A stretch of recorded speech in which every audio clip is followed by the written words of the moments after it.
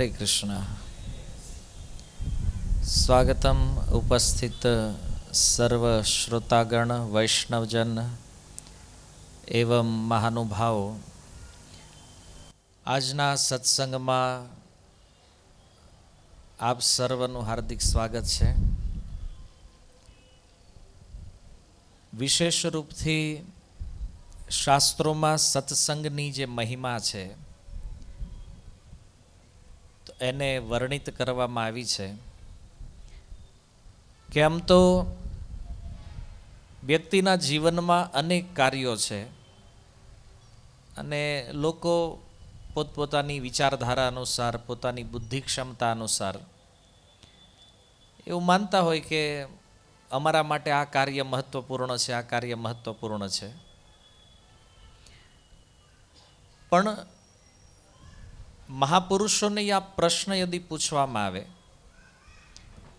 કે ખરેખર સૌથી શ્રેષ્ઠ કાર્ય મનુષ્ય જીવનમાં શું છે, તો એનો ઉત્તર છે સત્સંગ। એટલે શાસ્ત્ર કહે છે, સાધુ સંગ સર્વશાસ્ત્ર કહે, લવ માત્ર સાધુ સંગ સર્વ સિદ્ધિ હૈ। કે બધા શાસ્ત્રોનો એ મત છે કે સાધુ સંગ કરવો જોઈએ, ભક્તોનો સંગ કરવો જોઈએ। આ વાસ્તવિક સત્સંગ છે। કારણ કે ભગવાનના બે ભક્ત જ્યાં મળે અથવા કોઈ એક ભગવદ ભક્ત પણ ક્યાંય મળે છે ને તો સત્સંગ પ્રારંભ થઈ જાય। કારણ કે ભક્તોનો સ્વભાવ છે કે એ જ્યાં પણ કંઈક બોલશે એ ભગવાનના વિષયમાં બોલશે, ભગવાનની કંઈક ચર્ચા કરશે, ભગવાનની કંઈક વાતો કરશે। અને બાકી તો આપણે જોઈએ છીએ કે આપણો સમય ગ્રામ્ય કથાઓમાં વ્યતીત થઈ રહ્યો છે। એને આપણે સવારથી જાગીએ, રાત્રે સૂતા સુધીમાં કેટલું બોલીએ છીએ આપણે, પણ એમાંથી એક પ્રશ્ન એવો પૂછવા, આમાં કામનું કેટલું? કામનું એટલે આપણું આત્મકલ્યાણ જે કરી શકે આવું કેટલું? તો લગભગ 99% રિજેક્શન છે। બધી જે ગ્રામ્ય ચર્ચાઓ આપણે કરીએ છીએ આનો કોઈ ફાયદો નથી, છતાં આપણે બોલીએ છીએ। અને બોલવા જેવી વસ્તુ છે હરિનામ, હરિકથા। તો વારંવાર સાધુઓ, શાસ્ત્ર આપણને કહે છે આ બોલો, તો એ આપણને ફાવતું નથી। કારણ કે આપણે કંઈક આપણા અભિમાનમાં આટા મારતા હોય હે ને, અમને આટલી ખબર પડે છે ને અમને આ ખબર છે ને હું આમ માનું છું ને, આ અમુક તો એમાંથી જ ઊંચા નહીં થાય છે। આ કોઈક બીજા આવીને કે હાલો ને સત્સંગમાં આવે, એમાં હું જાવું જોઈએ ને, એ તો આવડા બધા કર્યા કરી, પણ એને ખબર નથી કે વયો જાય તેની વાહે કરવું જ પડશે। જીવતા જીવતો કંઈ કર્યું નથી, મર્યા પછી કુટુંબવાળાને આનો કંઈક ઉદ્ધાર કરવી કે આની વાહે સત્સંગ રાખવો એ કે આ કરવું પડે છે। કારણ કે જીવનના ઉદ્દેશ્યને આપણે જાણતા નથી। મેન સમસ્યા છે આપણું જે અજ્ઞાન છે ને, અને હારે પાછું આપણું અભિમાન ભળે। આ અજ્ઞાનમાં અભિમાન ભળે ને એટલે પછી આ માણસ હાથમાં ન આવે। તો સારું છે કે તમે લોકો અહીં બેઠા છો સત્સંગમાં, નકર તો ક્યારેક ક્યારેક એવું થાય કોઈકના ઘરે સત્સંગ હોય ને એ જ બહાર આંટા મારતા હોય। તે આપણને એમ થાય કે આપણે આપણો ઉદ્ધાર કરવા આવ્યા છે કે આપણી હાટું રાખ્યું છે। પણ જો બહુ વિચિત્રતા છે આ સંસારમાં, લોકો કંઈક વિચારે છે, કંઈક માને છે, પણ આ વિચારો એટલા બધા અસ્તવ્યસ્ત છે કે એ વ્યક્તિને પોતાને જ ખબર નથી કે મારે ક્યાં સ્થિર થવાનું છે એને। તો જો મહાભારતની અંદર યક્ષ અને યુધિષ્ઠિરનો જે સંવાદ છે, તો એ સંવાદની અંદર યક્ષ દ્વારા યુધિષ્ઠિર મહારાજને અનેક પ્રશ્ન પૂછાણા છે। એમાંનો એક પ્રશ્ન છે કે આ સંસારમાં રોચક વાર્તા શું છે? કારણ કે લોકોને છે ને વાર્તા સાંભળવામાં બહુ રસ હોય, એને છે ને આમ કોઈક વાર્તા કહે છે તો એનું લાગે હાલું કંઈક સાંભળવા જેવું છે। તો યક્ષ યુધિષ્ઠિર મહારાજને પૂછે છે કે રોચક વાર્તા શું છે જગતમાં? તો યુધિષ્ઠિર મહારાજ એનો ઉત્તર આપતા કહે છે કાળ। એટલે કે નિરંતર જે સમયનો પ્રવાહ છે ને, આ રોચક વાર્તા છે। રોચક સમજો છો ને, જે રસમય હોય, જેમાં કંઈક આનંદ આવે એવું હોય, આવી વાર્તા, તો એ છે સમય, કાળ। કાળ શું કરે છે? તો કે છે આ કાળ પ્રતિદિન આ સંસારમાં હરેક વ્યક્તિ અને વસ્તુના આયુષ્યને ક્ષીણ કરે છે. રાત દિવસ એનું કામ ચાલતું રહે છે. એક ક્ષણ માટે તે ઊભો નથી. અને આ કાળ આયુષ્યનું હરણ કેવી રીતે કરે છે? તો કે છે સૂર્યરૂપી અગ્નિ અને રાત દિવસ રૂપી જે ઈંધણ છે એનાથી જેને તપાવવામાં આવે છે એવો આ જે ભવસાગર છે, આ ભવસાગર છે ને એ કડાઈ છે એક, અને એનું ઈંધણ શું છે? અગ્નિ, રાત અને દિવસ, સૂર્ય. તો એ કઢાઈની અંદર આપણે જો ને, કઢાઈની અંદર તમે કંઈક વસ્તુ નાખો, આ ભજીયા તળવાનો અનુભવ સારો છે તમને. આમ ઉલટ ફુલટ કરતા હોય તમે, બે બાજુ હરખું થાય. એમાં કાળ શું કરે છે? કે છે આ દેહધારી જીવ જે છે, જેટલા પણ લોકોને શરીર પ્રાપ્ત થયું છે ને, આ બધાને કાળ ઉલટ પુલટ કરે છે. દિવસે આમ ફેરવે, રાતે આમ ફેરવે. અને આ રીતે એને પકાવતા પકાવતા એક દિવસ નષ્ટ કરી નાખે છે એ શરીરોને. આ પ્રમુખ વાર્તા છે. માને ન્યૂઝ કેવાય, ન્યૂઝમાં જે હેડલાઇન હોય એ હેડલાઇન શું છે? કે રોજ કાળ કોઈને ને કોઈને નષ્ટ કરે છે. જો આ સ્ટેટમેન્ટ જે છે ને, આમાં જીવનનું ગંભીર દર્શન છુપાયેલું છે કે કાળ પ્રતિદિન આપણા આયુષ્યને હરણ કરે છે. અને ક્યારે એની લિમિટ પૂરી થઈ જાય છે ને, આપણે આને જાણતા નથી, આપણને આને ખબર નથી. આપણે જોઈએ છીએ કોઈ વ્યક્તિઓ જે આપણી સાથે રહેતા હોય, અચાનક સમાચાર મળે કે હવે એ નથી રહ્યા, તો બે ક્ષણ આપણને આઘાત લાગે એમ કે હજી કાલ અમે હારે હતા, પેલા પ્રસંગમાં ભેગા હતા, અને આજે એ વયા ગયા, લિમિટ પૂરી થઈ ગઈ છે ભાઈ. આ રીતે પ્રત્યેક વ્યક્તિ કાળના પ્રવાહમાં છે. ભાગવતના પ્રારંભમાં સૂતજી કહે છે, કાલ વ્યાલ મુખગ્રાસ ત્રાસ નિર્ણાશ હેતવે. હરેક જીવ કાળના મુખમાં બેઠો છે. અને કેવી રીતે બેઠો છે? તો કોકના ખાલી પગ ગળ્યા છે કાળ, કોકને કમર સુધી ગળી ગયો છે, કોઈને ખાલી મોઢું જ બહાર છે, અને અમુક હાવ કાળના મુખમાં જવાની તૈયારીમાં છે. તમે જો ને, સાપ જેવી રીતે દેડકાને ગળે છે. તો આ સંસારની અંદર કાળ હરેક વ્યક્તિને ગળે છે. કોઈકને 20 વર્ષ ગળી ગયો છે, કોઈને 30 વર્ષ, કોઈને 35, કોઈને 50, કોઈને 60, કોઈ 70. આ 80 આસપાસ જે છે ને, એને ખાલી ડોકું જ બહાર છે. એ ક્યારે અંદર વ્યા જાય નક્કી નથી. આપણે આવું વિચારતા હોય કે આ જે ગઢા છે ને એ જલ્દી જાય, પણ ઘણીવાર એવું બને કે યુવાન પહેલા વયા જાય, કારણ કે આ મૃત્યુલોક છે ને. એટલે અહીંયા કોઈ એવું ફિક્સ નથી કે કોણ પહેલા જશે ને કોણ પછી જવાનું છે, પણ છે બધા કાળના મુખમાં. જેવો જેવો જેનો સમય પૂરો થાય ને, એ રોજ મૃત્યુ પામે છે. અને રોજ ન્યૂઝપેપર તમે ખોલો એટલે શ્રદ્ધાંજલિની કોલમમાં નવા નવા ફોટા છપાય છે. જગ્યા એની છે. કાલ કોઈક બીજાનો ફોટો હતો, આજ કોઈક બીજાનો આવી ગયો છે. આ ન્યૂઝપેપરની સૌથી મોટી હેડલાઇન આ છે, જે લોકોને ખબર નથી. હરેક દિવસના તાજા સમાચાર છે કે કાળ જીવાત્માઓને પકડે છે, કાળ નષ્ટ કરે છે. અને જો આ કોઈ બહુ વિશેષ વિજ્ઞાન નથી, બધા લોકો જાણે છે કે આપણી સાથે આ થઈ રહ્યું છે, કાળ આપણને આ રીતે ગળી રહ્યો છે. તો હવે વિચારણીય વાત એ છે કે પ્રત્યેક જીવ જો કાળના મુખમાં બેઠા છે તો એણે શું કરવું જોઈએ? પ્રશ્ન તો એ છે ને. સુખદેવ ગોસ્વામી જ્યારે ગંગા તટ ઉપર આવ્યા, પરીક્ષિત મહારાજ એમની સામે જિજ્ઞાસા કરતા કહે છે કે પ્રભુ, પ્રત્યેક વ્યક્તિ મૃત્યુના મુખમાં બેઠો છે, કાળના મુખમાં છે. અતઃ એટલા માટે અથ પૃચ્છામિ સંસિદ્ધિમ યોગીનામ પરમમ ગુરુમ. એટલે હે યોગીઓના પરમ ગુરુ, હું તમને પ્રશ્ન કરું છું, કિમ કર્તવ્યમ મ્રિય માણસ્ય, જે મૃત્યુથી બહુ નિકટ છે, થોડા સમયમાં જેને મરવાનું છે, આ વ્યક્તિએ શું કરવું જોઈએ? પરીક્ષિત મહારાજનો આ પ્રશ્ન છે. અને બતાવો, સંસારમાં મૃત્યુથી નિકટ કોણ નથી ભાઈ? બધા નજીક છે. આપણે એવું માનતા હોય ખાલી વૃદ્ધ લોકો છે, એવું નથી. કારણ કે કોણ ક્યારે અહીંથી નીકળી જાય આનો કાંઈ ભરોસો નથી. તો વિચારવાની વાત એ છે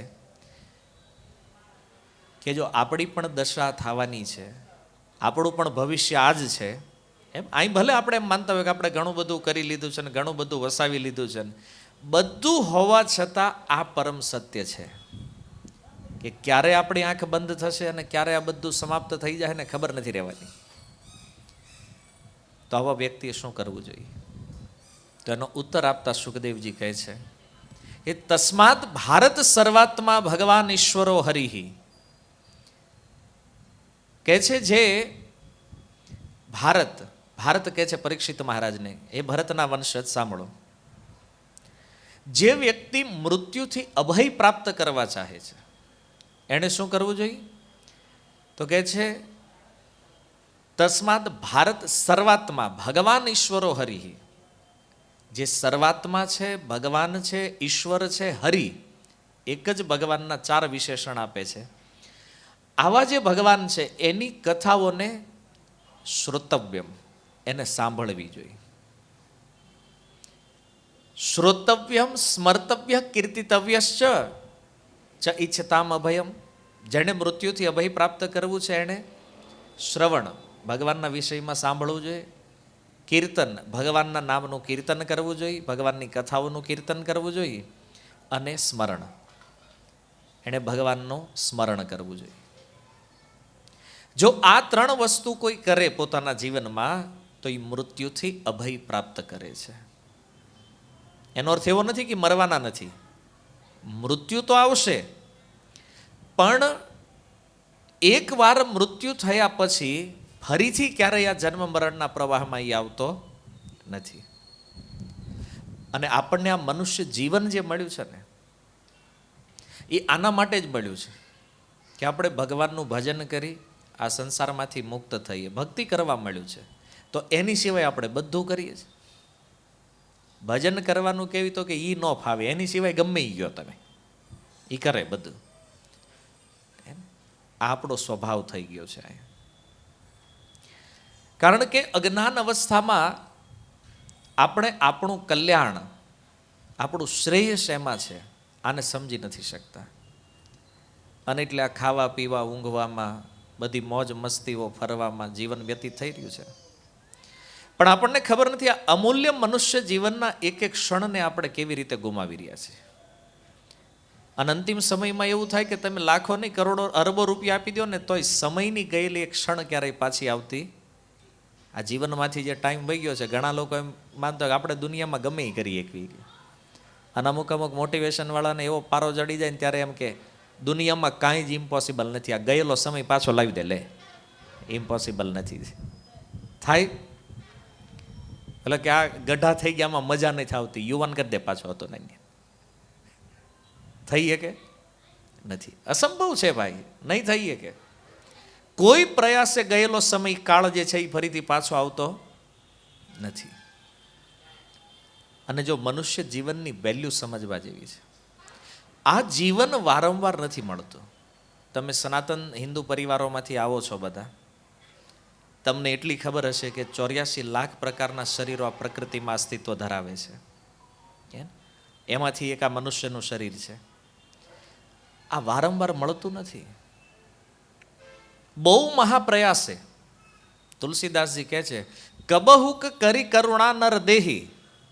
ક્યારેક ક્યારેક જ્યારે ભગવાન જોવે કે આ જીવ બિચારો ક્યારેક વૃક્ષ બન્યો, ક્યારેક પશુ બન્યો, ક્યારેક જળચર બન્યો, ક્યારેક કીડા મકોડા બન્યો, ક્યારેક પશુ, ક્યારેક પક્ષી, ચાલો આને એક ચાન્સ આપીએ કે આમાંથી આ ચક્રમાંથી બહાર નીકળે.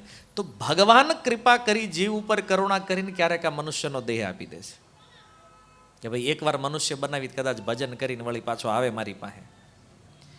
કબહુક કરી કરુણા નર દેહી દેત ઈશ બિન હેતુ સને. ભગવાન આ જીવન આપે છે, ભગવાનનો કોઈ હેતુ નથી, એક કરુણા છે કે આને જો એકવાર મનુષ્ય બનાવીને કદાચ ભજન કરીને પાછો, અને ભગવાન મનુષ્ય દેહ આપે તો આ ધંધા શું કરે છે? એ જ આહાર નિદ્રા ભય મૈથુનમ છે, ખાવું પીવું ઊંઘવું મજામાં જીવન નષ્ટ કરી દે છે. જો આ જીવન આના માટે નથી મળ્યું.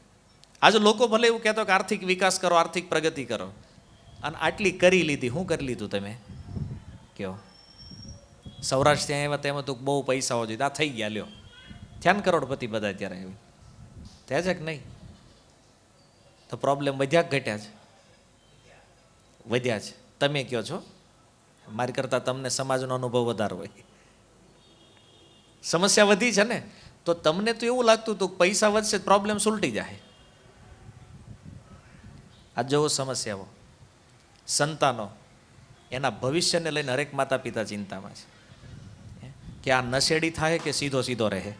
પહેલા દી છે કેમ? કારણ કે સ્કૂલમાં ભણે ત્યાં ડ્રગ્સ મળે. બોલો ભાઈ, આ સ્કૂલવાળા કહે છો. હમણાં એક સ્કૂલમાં પ્રોગ્રામ હતો, જાણે કીધું હવે આ એ કે નવું દૂષણ આવ્યું છે. બોલો, ડ્રગ્સના રવાડે ચડ્યા છે. પૈસા વધ્યા એટલે ને પેલો મફત દે. જો પાપ ફ્રીમાં ન થાય ક્યારે, ધ્યાન રાખજો. પાપ કરવા હાટું પૈસા જોઈએ. કોઈકને એમ થાય કે આપણે નશો કરવો મફતમાં કરાવે કોઈ? ન થાય. કોઈને એમ થાય કે આપણે જુગાર રમવો ફ્રીમાં રમાય? હોવું જોઈએ કંઈક. તો આપણી વિચારધારા એવી હતી કે જો અર્થવ્યવસ્થા સારી થશે, ધન આવશે ને, તો બધા સુખી થઈ જાવ, બધા પ્રોબ્લેમ સુલટી જાય. આ આવ્યું લ્યો, વધ્યા પ્રોબ્લેમ. આ એક નશાનો પ્રોબ્લેમ આવ્યો. નશા પછી લગ્નનો પ્રોબ્લેમ. એક તો છોકરી કોઈ દેતું નથી, અને એમાં માંડ માંડ દઈ દે તો એમ થાય સારું ટકશે કે વયું જાય. આ પ્રોબ્લેમ છે કે નથી? આ સમસ્યા પહેલાં એવું લાગતું હતું કોઈક એકાદ બે ઘરમાં આવા કિસ્સા બને. હવે ઘરે ઘરે આ જ વાંધો છે. બધા માતા પિતાને ચિંતા છે કે હાલ છે કે ઊભું રહી જાય. આ ટેન્શન પહેલાં તમારી પહેલાંની પેઢીમાં આ ચિંતા નહોતી. તો આપણો આર્થિક વિકાસ આપણને ક્યાં લઈને આવ્યો છે? આજે એવા ભયાનક રોગોમાં છીએ આપણે. કેન્સર હાલતા ગમે ના નીકળે, એટલે રિપોર્ટ કરાવવા ગયો ને ખબર પડી કેન્સર આવી ગયું છે. આવે છે કે નહીં? તો રોગ છે, ચિંતાઓ છે, આ બધું દિન પ્રતિદિન વધતું જાય છે. જેમ જેમ આર્થિક વિકાસ વધે છે ને, એમ હારે સમસ્યાઓ એનાથી ડબલ સ્પીડથી વધી રહી છે. તો આ સમસ્યાઓમાંથી બહાર નીકળવાનું જે એક સોલ્યુશન છે ને, એ આ મનુષ્ય જીવન છે. પણ એને જ આપણે એક સમસ્યા બનાવી દીધું છે. જે જીવન આ પ્રોબ્લેમમાંથી બહાર નીકળવા માંડ્યું છે, એ જીવનને જ આપણે પ્રોબ્લેમમાં નાખી દીધું છે. તો 84 લાખ શરીરો જે છે, એમાં મનુષ્ય દેહ ભગવાનને શું કામ બનાવ્યો છે ખબર? એ ચક્રને તોડવા માટે. ક્યારેક અલગ અલગ શરીરોમાં ભ્રમણ કરીને જીવ દુઃખી થાય ને એમ થાય કે હવે આ બધા શરીરોમાં બહુ ભટક્યા, એને હવે આમાંથી નીકળી જવું છે, તો ભગવાન ચાન્સ આપે છે, આને મનુષ્ય બનવા દો. અને જો મનુષ્ય બનીને એ ભજન કરશે તો એને બધા પ્રોબ્લેમનું સોલ્યુશન અધ્યાત્મ છે. અને એમાં આપણે આઘા ભાગી છે. અધ્યાત્મથી આપણે દૂર રહીએ છીએ. મંદિરોની વાતો હોય, સત્સંગની, આ બધું આપણને ઓલ્ડ ફેશન લાગે છે, આપણા કામનું નથી. કેમ? કારણ કે આપણે મોર્ડન કલ્ચરવાળા છીએ. કલ્ચરમાં કાંઈ લેવાનું નથી, તોય મોર્ડન, ફોરવર્ડ. બોલતા બોલ ન આવડે, બોલે એટલે ખબર પડે આમાં કાંઈ નથી. હે ને? ખાલી સારા કપડાં પહેરી લેવા, થોડુંક તૈયાર થઈ જવું એટલે એમ લાગે આપણે મોર્ડન થઈ ગયા છે. એને પણ વિચાર જ નબળા હોય એને તો એનું શું કરી શકો તમે? નથી. તો આ સમસ્યાઓ એટલા માટે આવી છે. આજ કોઈની પાસે સમાધાન નથી. આ બધાને પાછું કેમ વાળવું? નથી. અને જુઓ, જે સપના દેખાડે ની નાના દેખાડતા જ નથી. ક્યાંય પણ તમે આજ જાઓ, મોટા મોટા સેમિનારો થઈ રહ્યા છે, ટીવીમાં જોવો કે મોબાઈલમાં જોવો, બધી વાતો બધી લાખો કરોડો અરબોની છે, મોટી નાની કોઈ વાત જ નથી. અને બધાને એમ જ થાય છે કે બસ આ બધું અહીંયા જેટલું કોકનું લઈ લેવું ને એટલા સુખી થઈ જાવ. આ એક કલ્ચર બની ગયું છે ને. પહેલાં ઉઠવાવાળા એટલા હતા નહોતા. હવે કોણ ક્યારે ઉઠે ને ક્યારે હુવે ખબર જ નથી પડતી. થઈ ગયું છે ને, માર્કેટની સ્થિતિ આ છે ને, ધંધાવાળાની નક્કી નહીં તારું હાલ કાલ બંધ થઈ જાય. તો આ બધું પ્રોબ્લેમ એના કારણે છે કે મનુષ્ય જીવનની અસલી વેલ્યુએશન આપણને ખબર.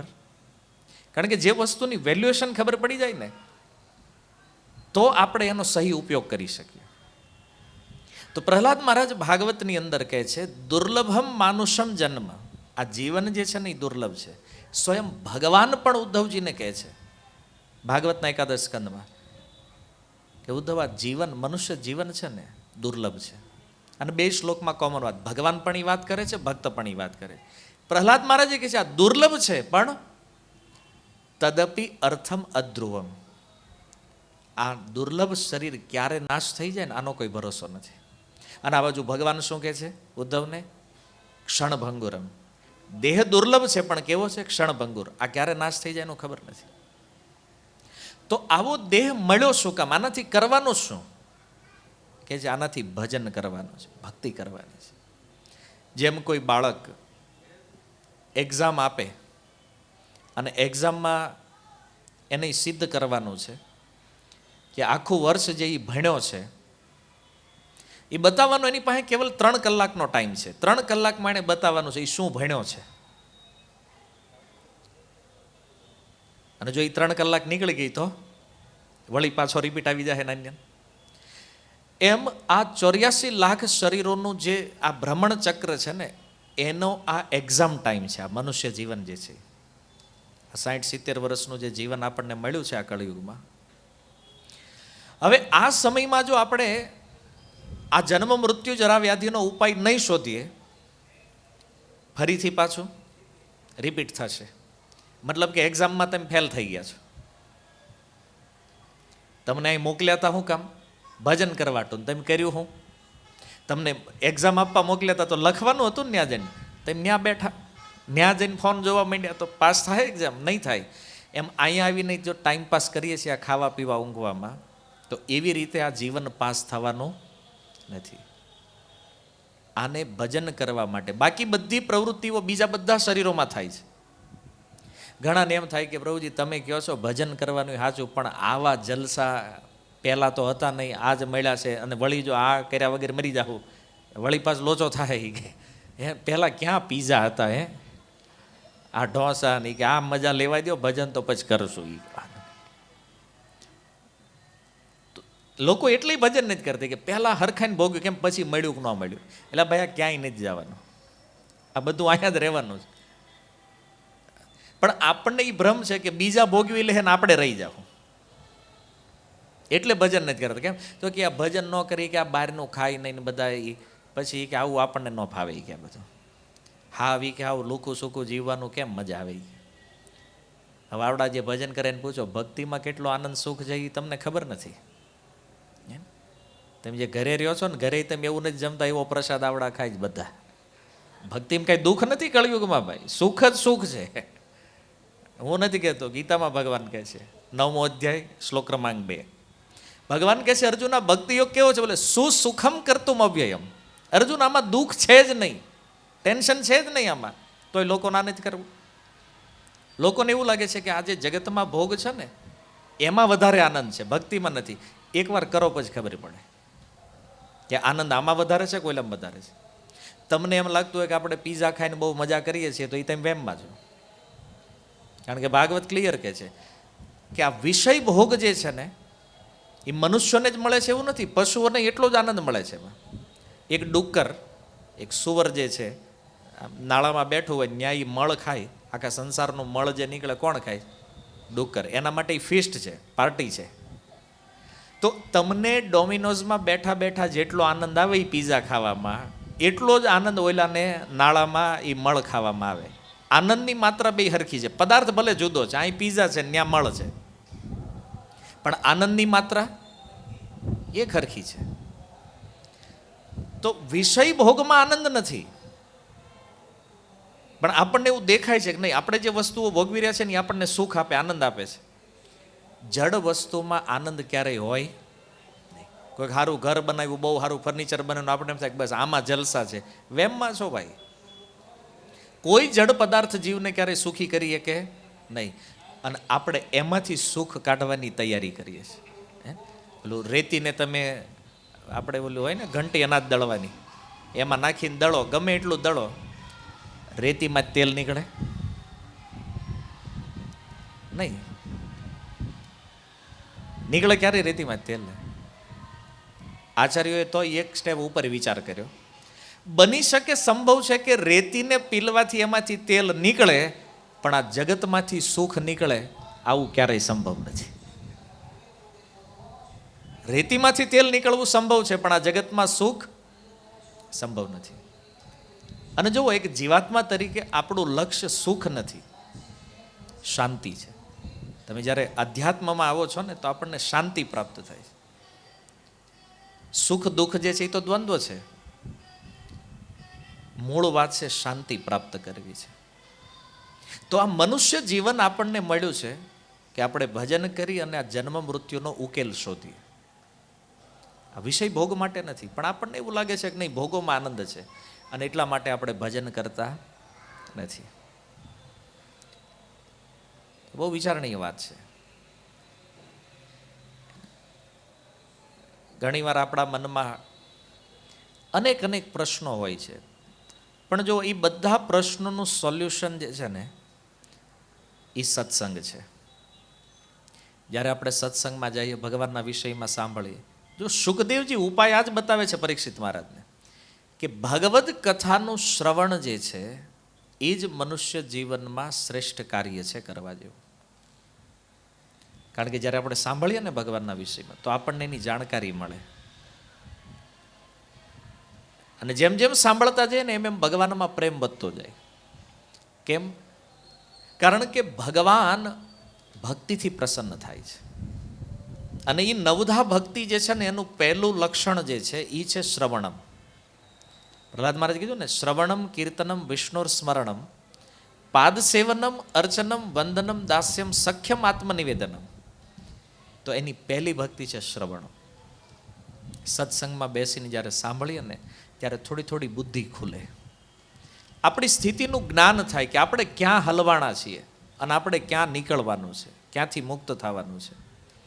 હવે કોઈ દી સત્સંગમાં બેઠા જ નથી અને કેમ ખબર પડે કે આપણે અહીંયા ફસાણા છીએ? તો આ જીવનમાં જો કોઈ ભગવાનની ભક્તિ કરે તો વિશેષ રૂપથી ભગવાન એનાથી પ્રસન્ન થાય છે. અને ભજન કરવા જ આ જીવન આપણને મળ્યું છે, તો જીવનનો ઉદ્દેશ્ય છે ભજન. પણ હવે એમાંય આપણને ખબર નથી કેમ કરવું, ભક્તિ કોને કહેવાય. એટલું તો ખબર છે કે ભક્તિ કરવી જોઈએ, પણ કેમ કરવાની? તો કે એનો કોઈ આઈડિયા નથી, કોઈ વસ્તુને આપણે વિશેષ રૂપથી જાણતા નથી. કહેવાનો અર્થ એ છે કે ભગવાનને યદિ કહેવામાં આવે કે તમે પ્રસન્ન શેનાથી થાવ છો, તો ભગવાન કહે છે હું ભક્તિથી પ્રસન્ન થાઉં છું. ભગવદ્ ગીતામાં પણ કીધું કે ભક્તિ જે છે એ મને પ્રસન્ન કરવાનું મૂળ કારણ છે. ભક્ત જે છે એ મને જાણે છે. કીધું ભક્ત્યા મામ અભિજાનાતિ. હે અર્જુન, ભક્ત મને જાણે છે સારી રીતે, અને એટલા માટે એ પ્રેમથી પ્રસન્ન પણ કરી લે છે મને. તો જો પ્રહલાદ મહારાજ ભગવાનના મહાન ભક્ત છે, અને પ્રહલાદ મહારાજ સામે જ્યારે ભગવાન નરસિંહદેવ પ્રગટ થયા તો પ્રહલાદ મહારાજ એની સ્તુતિ કરે છે, અને સ્તુતિ કરતા ખૂબ સુંદર શ્લોક કહે છે મન્યે ધનાભિજન રૂપ તપશ્રુતો જ સ્તેજ પ્રભાવ બલ પૌરુષ બુદ્ધિ યોગા નારાધનાય હિ ભવંતિ પરસ્ય પુંસો ભક્ત્યા તુતોષ ભગવાન ગજયુથ પાય. એટલો સુંદર શ્લોક પ્રહલાદ મહારાજ કહે છે કે ભલે કોઈ વ્યક્તિ પાસે ધન મને સંપત્તિ હોય, રાજસી પરિવાર હોય, સુંદરતા હોય, તપસ્યા હોય, શિક્ષા હોય, દક્ષતા હોય, કોઈ વસ્તુની અંદર એક્સપર્ટ હોય, કાંતિ, એનું તેજ, પ્રભાવ, શારીરિક શક્તિ, ઉદ્યમ, બુદ્ધિ, યોગ શક્તિ, આ બધું કોઈ એક વ્યક્તિમાં હોય તો પણ પ્રહલાદ મહારાજ કહે છે મન્ય, મારી માન્યતા એવી છે, મારું માનવું એવું છે, નારાધનાય હિ ભવંતિ પરસ્ય પુંસો. કહે છે હે પ્રભુ, આ બધી વસ્તુ એક વ્યક્તિ પાસે હોય તો પણ એ વ્યક્તિ તમને પ્રસન્ન કરી શકતો નથી. જો બહુ વિચારણીય વાત છે. ઘણાને એમ હોય ભગવાનને કેવી રીતે પ્રસન્ન કરશો? કારણ કે ભગવાન પ્રસન્ન થશે તો જ આપણે પ્રસન્ન થવાના છે. તો આ બધી જ વસ્તુ આપણી પાસે હોય તો એવું ન માનવું જોઈએ કે ભગવાન આનાથી પ્રસન્ન થઈ જાય. તો એક પ્રશ્ન થાય કે ભાઈ તો ભગવાન પ્રસન્ન થાય કેવી રીતે? તો પ્રહલાદ મહારાજ કહે છે કે ભગવાન પ્રસન્ન થાય છે ભક્તિ દ્વારા. ભક્ત્યા તુતોષ ગજયુથ પાય. જેવી રીતે ગજેન્દ્ર, ભાગવતમાં એક હાથીની કથા છે, અષ્ટમ સ્કંદમાં ગજેન્દ્ર જે છે, તો એ ગજેન્દ્રએ જે રીતે ભગવાનને પ્રસન્ન કરી લીધા પોતાની ભક્તિ દ્વારા, તો તમે જો આ સંસારમાં હરેક જગ્યાએ ક્વોલિફિકેશન જોઈએ. માની લો તમારે નોકરી જોતી છે, તમે રિલાયન્સની ઓફિસમાં જાઓ અને ત્યાં જઈને એમ કહો કે મને મેનેજર બનાવો, તો ઓલો પૂછે ને ભાઈ ક્વોલિફિકેશન શું છે, કાંઈ ભણ્યો છો, ડિગ્રી છે? તો કે એવું કાંઈ નથી. તો તને કેવી રીતે મેનેજર બનાવો? બસ એમ જ આપણે બનવું છે, બનાવો, બને નહીં. અચ્છા, તમને ઈચ્છા થઈ મારે પોલીસ બનવું છે, તો તમે જાઓ પોલીસ સ્ટેશનમાં ને કહો કે ભાઈ આપણે પોલીસ બનવાનું છે, આપો વર્દી આપી દો, આપે? સામાન્યથી સામાન્ય જગ્યાએ પણ તમારે કંઈ કામ કરવું હોય ને તો એમાં પણ એક ક્વોલિફિકેશનની જરૂર. માનો કોઈ ગેરેજમાં નોકરી કરવા જાવ તમારે, તો લોકો પૂછે ને ટુ વ્હીલનું ગેરેજ હોય, ગાડી રિપેરિંગ કરતા આવડે છે? એવું ફાવતું નથી, રાખે. કોઈ પણ ફિલ્ડની અંદર તમારી અંદર કાંઈક તો યોગ્યતા હોવી, કોઈ ક્વોલિફિકેશન હોવી જરૂરી છે. પણ જો આ ભક્તિ એક એવો વિષય છે, આમાં કોઈ ક્વોલિફિકેશનની જરૂર કોઈ પણ વ્યક્તિ કરી શકે. એને 5 વર્ષનો બાળક પણ કરી શકે, 90 વર્ષનો વૃદ્ધ પણ કરી શકે, મનુષ્ય પણ કરી શકે, પશુ પણ કરી શકે. જો આ ગજેન્દ્ર, જેનું ઉદાહરણ પ્રહલાદ મહારાજ સ્વયં આપે છે, એક હાથીના શરીરમાં છતાં એણે ભગવાનને પામી ગયો, ભગવાનની પ્રાપ્તિ કરી લીધી. બોલો, મનુષ્ય નથી કરી શકતા, એ હાથીએ કરી લીધી, ગજેન્દ્ર. તો નોકરીઓ માટે ભાષા પણ જોઈ. તમને એમ થાય કે સારું ભારતમાં આપણને કોઈ નોકરી નથી આપતું, કે હાલો આપણે અમેરિકા વહી જાય, અહીં ઇંગ્લિશ આવડતું જ નથી, ગુજરાતી સિવાય બીજી ભાષા નથી જાણતો ભાઈ, તો કોઈ રાખે નોકરી? તો ભાષા પણ જરૂરી છે, ભણતર પણ જરૂરી છે. પણ જુઓ ભક્તિમાં કેટલું સુલભ છે.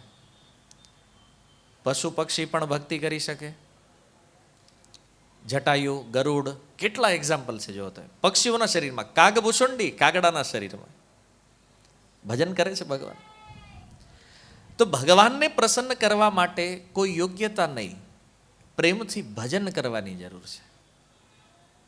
એટલે ગીતામાં ભગવાન કહે છે કે અર્જુન, જે કોઈ વ્યક્તિ ભજતામ પ્રીતિપૂર્વકમ, જે પ્રેમથી મારું ભજન કરે છે, દદામી બુદ્ધિ યોગમ તમ યન મામ ઉપયાંતિ તે, તો એને હું બુદ્ધિ પ્રદાન કરીશ કે જેનાથી મને જાણી શકે છે. પ્રહલાદ મહારાજ કહે છે કે 12 ગુણોથી યુક્ત યદિ કોઈ બ્રાહ્મણ હોય, વિપ્રાત દ્વિષડ ગુણ યુતાદ અરવિંદ નાભ, 12 ગુણોથી યુક્ત બ્રાહ્મણ પણ જો ભગવાનની ભક્તિથી વિમુખ છે, તો પ્રહલાદ મહારાજ કહે છે તો આના કરતા હું એક ચાંડાળ કે જે પાધાર વિંદ વિમુખાત સ્વપચમ વરિષ્ઠમ, સ્વપચ કહે છે ચાંડાળને. માની લો કોઈનો જન્મ ચાંડાળ પરિવારમાં થયો છે, પણ જો એ ચાંડાળ પરિવારમાં પણ ભગવાનનો ભક્ત છે, તો સમજી લો એક જન્મ થયો છે બ્રાહ્મણ પરિવારમાં, 12 ગુણોથી યુક્ત બ્રાહ્મણ છે, એક વ્યક્તિનો જન્મ ચાંડાળ પરિવારમાં થયો છે, પણ એ ભગવાનનો ભક્ત છે. તો પ્રહલાદ મહારાજ કહે છે કે હું એ ચાંડાળને શ્રેષ્ઠ માનું છું. કહે છે સ્વપચમ વરિષ્ઠમ, એટલે બ્રાહ્મણ કરતા એ શ્રેષ્ઠ છે જે ભગવાનની ભક્તિ કરે છે. તો આ વિચારણીય વાત છે કે બ્રાહ્મણના એ જે 12 ગુણ છે, ધર્મનું પાલન, સત્ય ભાષણ, તપસ્યા દ્વારા ઇન્દ્રિય નિગ્રહ, ઈર્ષાથી રહિત, બુદ્ધિમાન, સહિષ્ણુ, એનો કોઈ શત્રુ ન હોય, યજ્ઞ કરતો હોય, દાન આપતો હોય, સ્થિર રહેવું, વેદ અધ્યયન કરવું, આ 12 ગુણ જે છે ને એ બ્રાહ્મણોના છે. તો આવો 12 ગુણ યુક્ત બ્રાહ્મણ પણ જો એમાં ભગવાનની ભક્તિ નથી, તો એના કરતાં પેલો ચાંડાળ શ્રેષ્ઠ છે, જે ચાંડાળ પરિવારમાં જન્મ લઈને પણ ભગવાનની ભક્તિ કરે છે. તો જેણે પોતાના મન વચન કર્મ ભગવાનને અર્પણ કર્યું છે, આવો ભક્ત આ જગતમાં શ્રેષ્ઠ છે. કેમ? કારણ કે ભક્ત જે છે ને એ પોતાના પરિવારને પણ પવિત્ર કરે છે.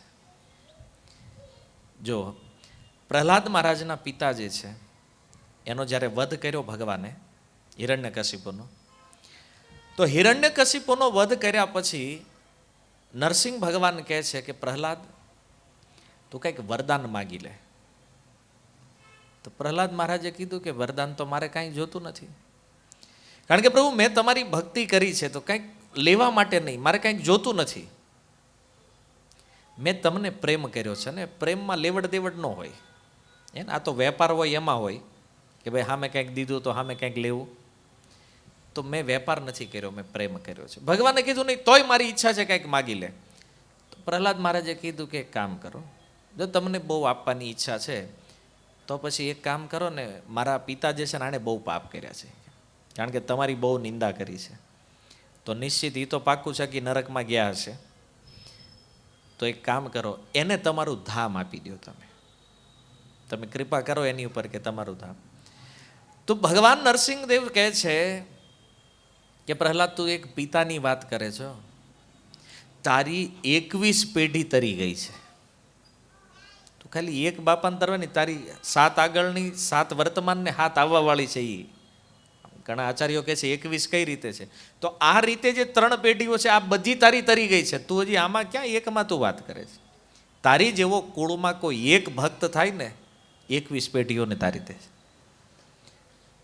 અને હવે એમાં થાય એવું કે આપણે એવા બાળકોને ના પાડતા હોય, બિચારા છોકરાઓ ભજનમાં લાગે એટલે બાપા તરત એમ કે આ રહેવા દઈ, કે આ ધંધો ઠીક નથી. હવે એ પિતા જ્યારે ના પાડતા હોય ને ત્યારે આપણને હિરણ્યકશિપુની યાદ આવે. એટલે પ્રહલાદ મહારાજને ના પાડતો ભજન નથી કરવું. તમે જો એક વસ્તુ વિચાર કરો, આજે તમારા બાળકો यदि જો મંદિરે જતા શીખ્યા છે ને તો સમજી લો કે સુરતની અંદર તમે સૌથી સૌભાગ્યશાળી મા બાપ છો કે તમારો બાળક મંદિરે જાય તમને કીધા વગર. આજની જે ઘટના કહું તમને, આજે એક વ્યક્તિ મને મળ્યા, તો પરિચય થયો એટલે એમણે વાતચીત કરી. મારી હારે લગભગ 6-7 વર્ષ પહેલાં એક છોકરો હતો. અમે અમુક ભક્તો માયાપુર ગયા તો એ અમારી હારે આવેલો. પછી અમારી હારે આવ્યો ને તો એના પપ્પાના બહુ ફોન આવે બધા, તું જલ્દી પાછો આવ્યો, ક્યાં છો ને આમને તેમને બધું એટલા ફોન કરે એટલા. અને એ મંદિરમાં જ્યારથી જોઈન થયો અમારી હારે સત્સંગમાં ત્યારથી એના પિતાજીનું એટલું ટોર્ચર, તો પછી એણે ભક્તિ છોડી દીધી. ભક્તિ છોડીને એના કામમાં લાગી ગયો. પછી આ તો વચ્ચેનો સમય વ્યતીત થયો. થોડા દિવસ પહેલાં અમને ખબર પડી, એનો જ્યારે ફોટો આવ્યો શ્રદ્ધાંજલિનો, કે એણે આત્મહત્યા કરી લીધી છે એ છોકરાએ. તો બધું આશ્ચર્ય થયું મને કે યાર એક સમય એટલો ભક્તિમાં લાગેલો હતો, બધું જાણતો તો છતાં. તો પછી એના નજીકના લોકોની પૂછપરછ કરી તો ખબર પડી કે ડ્રગ્સની લાઈનમાં ચડી ગયો હતો. આટલો બગાડ. એટલે એ ઘટના ચર્ચા જ્યારે થઈ એટલે મારા મનમાં વિચાર આવ્યો કે જ્યારે એ બાળક મંદિરે જતા શીખ્યો છે તો તમે સમજી લો કે મંદિરની અંદર જેની બગડવાનો તો નથી, હાલો સુધરે નહીં કાંઈ વાંધો નહીં, પણ બગડવાનો તો નથી. આ તો કન્ફર્મ છે ને. જો એ લાગેલો હોત ને તો આજ કદાચ સત્સંગમાં બેઠો હોત. અરે રહ્યો, પણ એના બાપાનું એવું ટોર્ચરિંગ થયું છે. પેલો ભક્તિમાંથી જ નીકળી ગયો. ભક્તિમાં જ નીકળ્યો એટલે એને તો હવે બહાર તમે નીકળો એટલે બગડવા સિવાય બીજું છે હું બહાર. સત્સંગ ક્રાઇટેરિયામાંથી બહાર નીકળ્યા એટલે બહાર તો દુનિયા વાટે જ બેઠી છે કે આવે એટલે પકડો આને, ફસાવો. ફસાણો, આત્મહત્યા કરી એણે. મને પહેલાં એવું લાગ્યું કે નેચરલ ડેથ થઈ ગઈ, હાર્ટ એટેક થઈ ગયો છે, પણ પછી ખબર પડી કે આણે આત્મહત્યા કરી છે. આ સમસ્યા છે. અને આજે સૌથી મોટો પ્રોબ્લેમ ક્યાં આવે છે ખબર? કોઈ પણ યુવાન જ્યારે મંદિરમાં આવતો થાય ને એટલે સૌથી પહેલાં રોકવાળા એને બાપા જ હોય. પણ એની ખબર નથી તમે તમારા ભવિષ્ય ઉપર જ ફૂલ સ્ટોપ મૂકી રહ્યા છો. તમે એવું માનો છો કે આ મંદિર ન જવું જોઈએ, સત્સંગ નો, તો એને ક્યાં લઈ જાવો છો? તમારી ગયો હાલો ક્લબમાં લઈ જાવો છો, દારૂ પીવડાવવું છે ને, શું કરાવવા શું માગો તમે? પાછા એ પિતાઓ અમુક તો એટલા હોશિયાર, સત્સંગ ને મંદિર સિવાય જ્યાં જવું હોય ત્યાં બધે છૂટી. તો પછી પરિણામ ભોગવો, કારણ કે ભવિષ્ય આ થવાનું છે બધાનું. આજે એના ઘરે એક આ કેસ બન્યો છે ને, આવું તો શેરીએ બને. આ તો એક નજીકનો હતો એટલે આપણને ખબર છે. આ રોજ બને છે આ ઘટનાઓ, બરાબર. કારણ શું છે? જે લોકો એમ કહે છે ને મંદિરોની શું જરૂર છે, ભક્તિની શું જરૂર, આ જરૂર છે. જીવન જ્યારે ગમે એવા આડા રસ્તે ચડી ગયું હોય ને, એને પાછું સુવ્યવસ્થિત કરીએ કે નહીં, કેવલ ભગવાનનું ભજન છે, બીજું કોઈ ન કરીએ. હાલ્યો આટલું ડ્રગ્સ વેચાય, સરકાર શું કરી લેજો? સરકાર છે ને, આ તમારા નાના નાના છોકરાઓ સુધી ડ્રગ્સ પોગી જતું હોય તો સરકારને નથી ખબર? આ વેચાય છે સરકાર નથી જાણતી? સરકારને બધી ખબર છે. સામર્થ્ય રોકી શકે છે? નથી રોકી શકતો. તમે એના ગાર્જિયન છો, પરિવાર તમારો દીકરો છે, તમારા અંડરમાં છે, તમે કંટ્રોલ કરી શકો છો? નથી કરી શકતા. સમાજના જે લીડરો બનીને બેઠા છે એને કયો આમાં સહાય કરે, કરી શકે છે કોઈ વ્યક્તિ? નથી. આ બચે કેવી રીતે? આને બચવાનો એકમાત્ર ઉપાય ભગવાનનું ભજન છે. જો એ આધ્યાત્મિક માર્ગમાં જોડાય, કોઈ આધ્યાત્મિક સંસ્થા સાથે કનેક્ટ થશે તો જ એનું બ્રેઇન એ દિશામાંથી પાછું વળીએ કેમ છે. બાકી આને રોકવા દુનિયામાં કોઈ સમર્થ નથી. આ વસ્તુ સમજી લેજો. એટલે આપણા માટે પ્રશ્ન ઉઠાવવા બહુ આસાન છે. ભાઈ હું આ ભક્તિ નકરું કર્યા કરે છે કે આખો દિવસ ભગવાનનું આવી કાંઈ ભક્તિ હોય કે કરાય બહુ, આટલું બધું ન કરાય. આ આપણા કાઠિયાવાડી ટોન જે છે ને બધા, આ આપણે જે પેલા ક્રાઇટેરિયા નક્કી કરી લીધા છે કે આ કરાય પણ એટલું. ધંધામાં કોઈ દી કીધું બહુ ન કરાય? ત્યાં ને એ તો ગમે એટલું આવવા દો. અરે 60 વર્ષના થાય તો નિવૃત્તિ નથી લેતા. તો કે નવરા ગમતું નથી કે ભાઈ હમણાં ઉકલી જવાનો જ ભાઈ, ભજન કર એને નવરા નથી મજા આવતી. આવા લોકો સલાહ આપે છે ભજન ન કરવું જોઈએ. આની સિવાય બચવાનો બીજો કોઈ માર્ગ જ નથી. આખું ગામ રોવે છે, બધા દુઃખી છે, ભલે સંપત્તિ ગમે એટલી હોય, દુઃખ બધાને એક જ હરખું છે. આ સંતાનોનું અત્યારે જે આવ્યું છે ને સમાજમાં, એ કોઈ કહે છે ને અમુક કહેતા નથી, બાકી બગડી ગયું છે બધું જ. ઉપાય આ છે અને તમે એ ઉપાયનો જ વિરોધ કરો છો. આ તો ઓલા જેવું થયું, હોસ્પિટલમાં જઈને ડૉક્ટરનો વિરોધ કરો તો ઈલાજ કોણ કરશે? આ થોડા ઘણા આમ આગળ વધ્યા ને એમાં તો અભિમાન એટલું આવી ગયું, મંદિરો ન હોવા જોઈએ. તો હું બનાવું? તમારે થિયેટરો બનાવવા છે? મંદિરનું કંઈક કામ આવે તો વિરોધમાં આવો છો. કોઈ દિવસ આ સિનેમા હોલ બને જ બધા કોઈ દી વિરોધ કરવા ગયા, કોઈ આંદોલન કરવા કે ભાઈ આની જરૂર નથી, આ સમાજને બગાડવા વાળું છે. આ તમારા બાળકોની બુદ્ધિ જે ભ્રષ્ટ કરી છે ને એ અહીંથી જ થઈ છે. ન્યા વિરોધ, ત્યાં ફેમિલી હારે વયા જાય, અંદર બેઠા હોય મજા લે છે એમાં. બતાવો આટલા બધા આજે વ્યસનના કેન્દ્રો ખુલી રહ્યા છે, કોઈ આંદોલન કર્યું વરાછામ ભાઈ તમે આ બધું ન હોવું જોઈએ, આ બંધ કરો? થાય છે? ન્યા નથી થતું. વિરોધ ક્યાં કરવાનો છે ખબર? ખાલી ધર્મનો. અને આ મૂર્ખતા હિન્દુઓ સિવાય બીજે ક્યાંય નથી આખા વિશ્વમાં. પહેલી વાત તો એ છે કે ધર્મના ધની ખબર તો પડતી નથી એમ, પણ વિરોધમાં પહેલા હોય. ગમે ને પોગી જાઓ, મંદિરે કે ન હોવું જોઈએ, કથા ન હોવી જોઈએ, તો શું કરવું જ તમારે ભાઈ? આખા સમાજને પશુઓનો સમાજ બનાવવો છે. આધ્યાત્મ જો નીકળી જાય ને, આ સોસાયટીના એક એક ખૂણે મેન્ટલ હોસ્પિટલ બનાવવી પડે. એ ખબર તમને? અત્યારે જ કેટલાય ગાંડા થવા માંડ્યા. આવું હતું પહેલાં ભારતમાં? નથી. આ ગાંડ પણ ક્યાંથી આવ્યું છે? અધ્યાત્મનો માર્ગ જે ચૂકી ગયા છે ને એનું આ પરિણામ છે, અને ભોગવવું પડશે. આજે ભક્તિનો વિરોધ કરીએ છીએ ને આપણને જ નડવાનું છે. આપણા ભવિષ્યની પેઢીઓને અંધકારમાં ધકેલી રહ્યા છીએ આપણે, ખબર નથી આપણને. અને જે મોહમાં એટલા અંધ બની ગયા છીએ.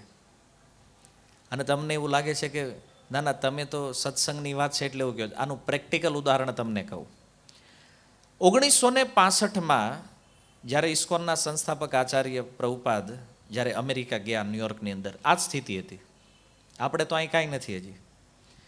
65માં 15 વર્ષથી લઈને 30 વર્ષના યુવાનો આ ડ્રગ્સના નશામાં ચડી ગયા અને નીકળી ગયા રસ્તામાં બધા.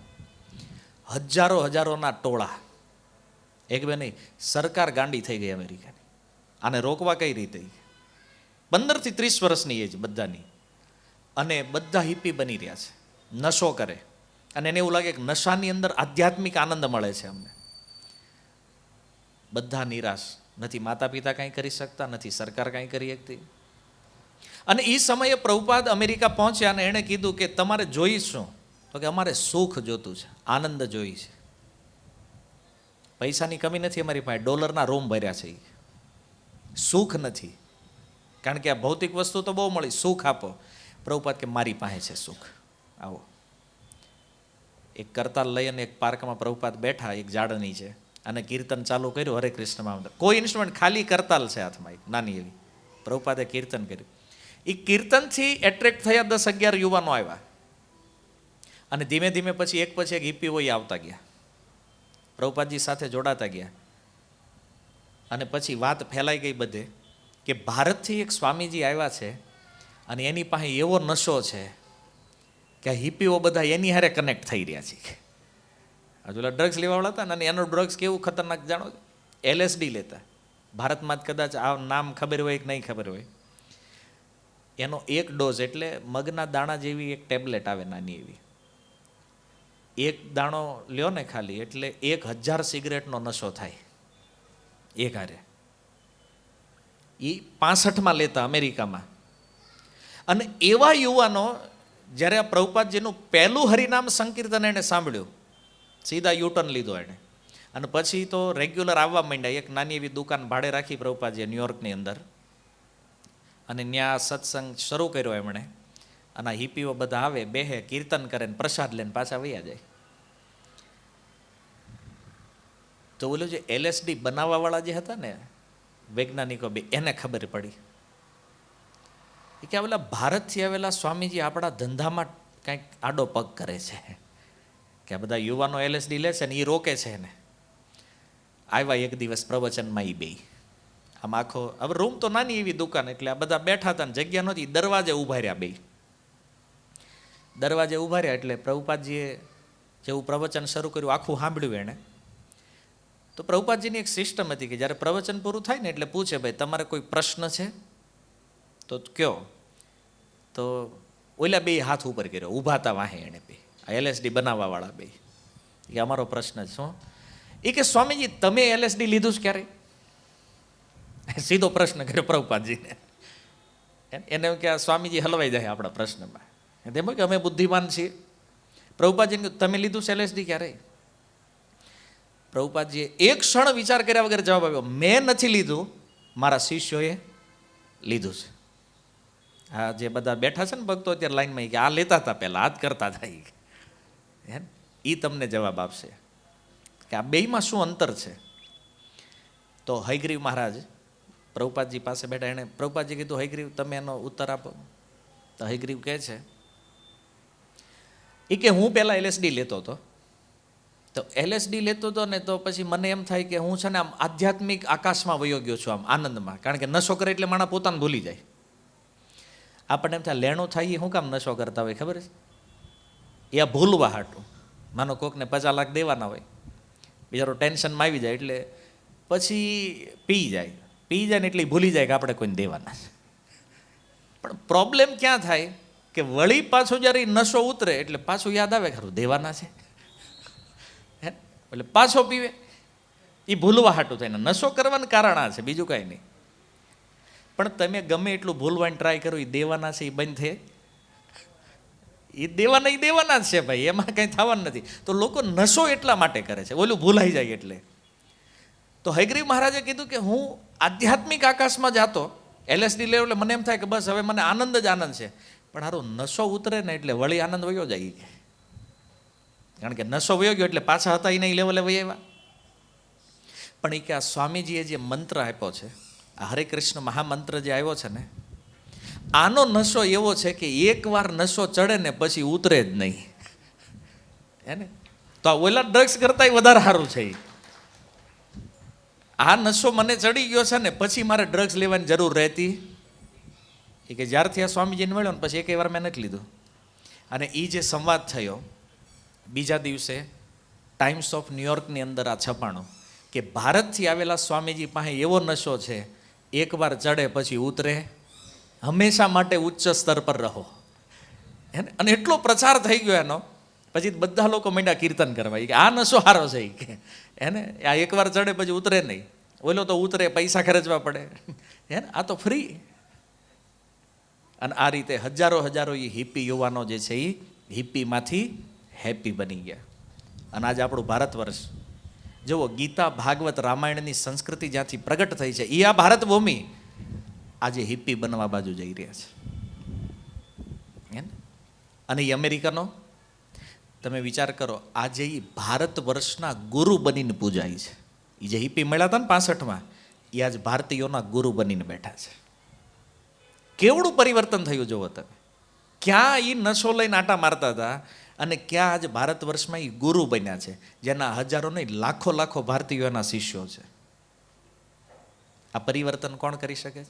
કેવલ અધ્યાત્મ કરી શકે. અહીંયા તો એક છોકરાનું ડ્રગ્સ છોડાવવું હોય ને તો આખી સોસાયટીને ફીણ આવી જાય, કારણ એક નશામાં વહી ગયો હોય ને છોડી શકતો. હજારો નહીં લાખોની સંખ્યામાં લોકો આ ડ્રગ્સમાંથી બહાર નીકળી ગયા. ઉપાય આ જ છે. આજે જો સરકાર સમજીને કરે તો આજે તેને નકર વર્ષો પછી કરવું તો આજ પડવાનું છે. નહીતર બતાવો તમારી પાસે બીજો શું રસ્તો છે? તમને એમ થાય કોઈ છોકરાને મારો, મારે કોઈ સુધરી જાય? ખીજાવાનું જાવ દો, મારે નથી સુધરતો, એ ખીજાઈને સુધરે નથી. તો આ હિપ્પી જેવું જે જીવન બનાવવા જઈ રહ્યા છીએ ને આપણે, આમાં દુઃખ સિવાય બીજું કાંઈ નથી. એટલે કહેવાનો અર્થ એ છે કે કુળમાં કોઈ એક ભક્ત બને ને તો એ પોતાના આખા પરિવારને પવિત્ર કરી શકે છે. પોતાની 21 પેઢીઓને તારવાની શક્તિ એમાં છે, જો એક વ્યક્તિ ભક્ત બને તો. અને આપણે શું કરીએ છીએ? એને જ રોકી દઈ, મંદિરે જ જાતો જ નહીં હોતું. એ નકર આવી બન્યું તાર ઓલો બિચારો બીન બેસી જાય છે. એ કે બાપા જ બગાડવા બેઠા છે, એમાં આપણે શું કરવું? એ કે ઓલો કે અમારે સુધરવું છે, પણ બાપાને સુધારો કોક પહેલા. એ કે હે આ થાય ને? તો તમે તમારું કલ્યાણ અટકાવી રહ્યા છો. કોઈ વ્યક્તિ એવું ચાહે છે કે ભાઈ અમારો બાળક બગડે? બધાને એમ જ છે કે સુધરવા જોઈએ. પણ આને બગાડવામાં કાંઈક અંશે આપણો પણ હાથ છે. સતમાર્ગ ઉપર જતા હોય તો રોકી દઈએ છીએ, બાકી ક્યારેય પણ ક્યાં રખડતા હોય રાતે 1-2 વાગે કોઈ દી ઘરે કોઈ પૂછતા નથી ક્યાં ગયા હતા. પણ મંદિરે જો સત્સંગમાં 11 વાગે ને, કેમ મોડું છું? કે ઓલું કે સત્સંગમાં ગયો હતો, તો બીજી વાર જાતો નહીં હોય કે દરવાજો નહીં ખુલે, પછી બિચારો બેસી જાય. આ બધી વાતો કોમન લાગે છે, પણ અસર આની દેખાઈ રહી છે સમાજમાં. જો કહેવાનો અર્થ કે ખોટી પ્રતિષ્ઠાવાળો વ્યક્તિ પોતાનું કલ્યાણ નથી કરી શકતો, પરિવારનું તો જવા દો.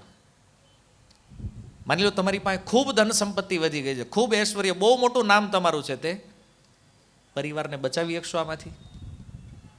મોટા મોટા કરોડપતિઓ હોય ને એને જોયા છે અમે. છોકરા એકવાર હાથમાં નીકળી જાય ને રોતા હોય બેઠા બેઠા, કાંઈ નથી કરી શકતા. અને ઓલા પાછ ધમકી આપે, જો આમ કરશો ને તો હું મરી જઈશ. ઓલાને ધારો એકનો એક છે, વયો જાય એટલો ઓછો થાય પાછો. એ બીવડાવે. ઓલાને ખબર છે કે આ બધું આપણું જ છે ને, આખું ઘર બીવે. ઓલો કે એમ જ કરવું પડે. સમજમાં? આ છે ખોટી પ્રતિષ્ઠા. આજે ઊભું કર્યું છે ને બધું, આપણે એમ થાય કે આપણી એક ક્ષણમાં ધૂળમાં મળી જવાની છે આ બધી. આમ બાપાનું નામ એટલું સારું હોય ને છોકરો આ રીતે નશામાં ચડી ગયો હોય, શું વેલ્યુ છે તમારી? બતાવો સમાજમાં. લોકો શું કે એના બાપા જ સંસ્કાર નથી આપીએ કે એને તઈ જાવો થઈ ગયો કહે છે કે નહીં લોકો? તો આ ખોટી પ્રતિષ્ઠાના વેમમાં જે ફરે છે ને, એને ખબર નથી કે આપણી દશા શું થવાની છે. બાકી તમારો દીકરો, હવે કેટલાયના છોકરા બગડ્યા હોય ને એમાં તમારો એક છોકરો ભક્ત હોય, તિલક તુલસી ધારણ કરતો હોય ને આવીને પ્રણામ કરે કોઈને, તો બીજા જોવાળાને એમ થાય કે સારું આ ભાગશાળી છે, બાકી આને આવો દીકરો છે. કેમ? તો જો ભક્તિમાં કોઈ લોસ છે જ નહીં, ભજનમાં બધી જ બાજુ પ્રશંસા મળવાની તમને. તમારે એમ હોય કે આપણે સમાજમાં સારું બનવું છે, તમારો છોકરો તે 5 વર્ષનો હોય ને 5 ગીતાના શ્લોક બોલતો કરી દો, આખા કુટુંબમાં વટ ન પડી જાય કહેજો. એ કે બાકી 5000નું જીન્સ પહેરીને ફેરવો તો એનો વટ ન પડે. વાત સમજાય?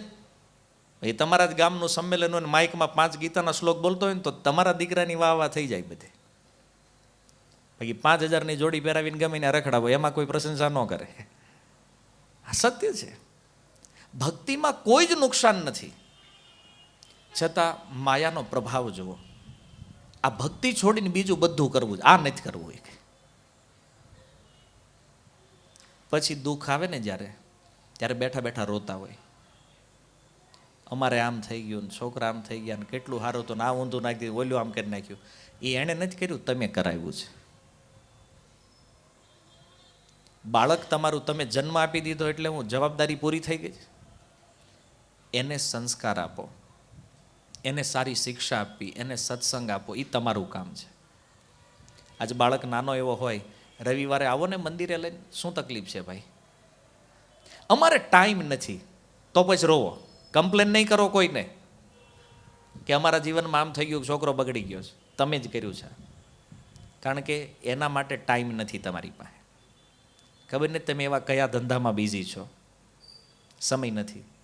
ક્યારેક મંદિરે બાળકને લઈને આવો ને તો એ બાળક જોવે, આ ભગવાન છે, આને આમ પ્રણામ કરાય, તો એ પ્રણામ કરે. આ એને શીખવાડવું ન પડે, બીજાને જોઈને શીખતો થઈ જાય. તમે ખાલી લઈને આવો ને આ સંસ્કાર તમારે ન દેવા પડે. અને ગમે એવો કળિયુગ આવે, પણ જો બાળપણથી આને મંદિરે જવાના સંસ્કાર હોય ને, નિશ્ચિત યાદ રાખો કે બાળકને અહીંથી કદાચ અમેરિકાએ મોકલી દો ને અને એકલો રહેતો હોય તો બાળક કોઈ દી બગડે નહીં. કારણ કે એ સંસ્કાર કામ કરે, જે બાળપણમાં તમે સિંચન કર્યું છે ને એમાં. પણ જેણે આ સમય નથી આપ્યો, તમે જુઓ આપણે ગામડાની અંદર પરંપરા હતી કે રોજ રાત્રે સંધ્યા આરતી થાય ને જ્યારે, તો જે દાદા હોય, વડીલ જે ઘરમાં હોય ને, બાળકોને લઈને મંદિરે જતા. પરંપરા હતી કે નહીં? આ દાદા જ નવરા નથી, ક્યાં લઈ જાય બિચારા? તો આજે બધી સંસ્કૃતિ જે હતી આપણી, એને છોડવાનું નુકસાન કેટલું છે જોવો તમે.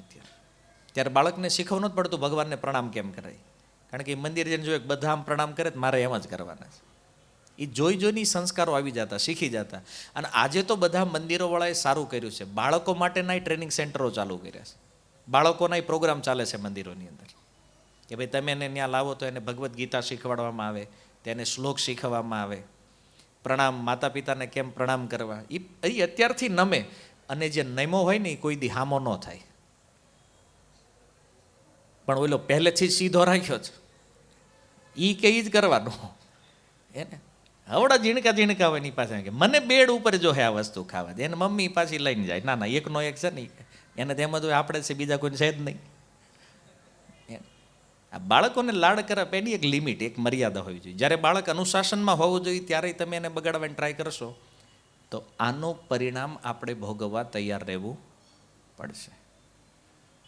જન્મ આપવાથી ખાલી માતા પિતા કોઈ નહીં બને, એના જીવનનું ઘડતર કરવું એ પણ માતા પિતાનું કર્તવ્ય છે. અને આ બધું થાય સત્સંગથી, અધ્યાત્મથી. જેટલા આનાથી દૂર ભાગવાની ટ્રાય કરશો ને એટલું દુઃખ વધવાનું છે, યાદ રાખજો.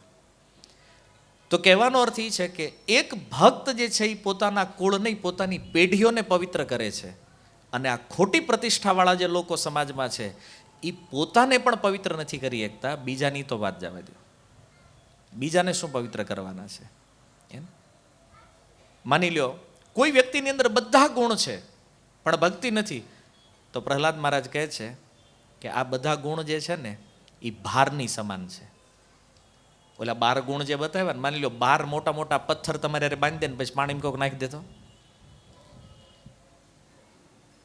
ડૂબાડે ને. એમ આપણી અંદર ગમે એટલા સારા સદગુણ હોય, પણ જો ભગવાનની ભક્તિ નથી તો આ બધા ગુણ આપણને આ ભવસાગરમાં ડૂબાડશે. પણ એક પ્રશ્ન થાય, સારું ગુણ કેમ ડૂબાડે? વિચારણીય વાત છે ને, ગુણ કેવી રીતે ડૂબાડે? ગુણ એટલે ડૂબાડે કારણ કે જ્યારે આ ગુણ હોય ને એમાં અભિમાન આવે. માની લો કોઈ બ્રાહ્મણ પરિવારમાં જન્મ લે, વેદ પાઠી હોય, અમને વેદનું જ્ઞાન છે, અભિમાન છે ને વિદ્યાનું. કોઈને સુંદરતા હોય, આમ જોવા બહુ સારા હોય, રૂપાળા, એને એ અભિમાન હોય કે આપણી જેવું કોઈ નહીં, આમ બધાને તુચ્છ માનતા હોય. કુંતી મહારાણી કહે છે સુંદરતા જે છે ને એ એક અભિમાન. કોઈને ધનનું અભિમાન હોય, આપણીથી આગળ કોઈ નથી, આખા ગામમાં મોટું માથું આપણું છે, માથું ઉડી જાય કઈ દી ભાઈ. અભિમાન. તો ગુણ આવે છે ને એની હારે એનું જે અભિમાન છે ને એ આ અભિમાન ડૂબાડે છે. અને જો આખી દુનિયામાં કોઈ વસ્તુ એવી નથી જે કામની ન હોય, બધું જ કામનું છે. આ દુનિયામાં ઝેર છે ને, ઝેરની પણ એક ઉપયોગિતા, દવા બનાવવામાં કામ લાગે. દારૂ બન્યું છે ને તો દારૂની એક ઉપયોગિતા છે, એમાંથી દવા બને.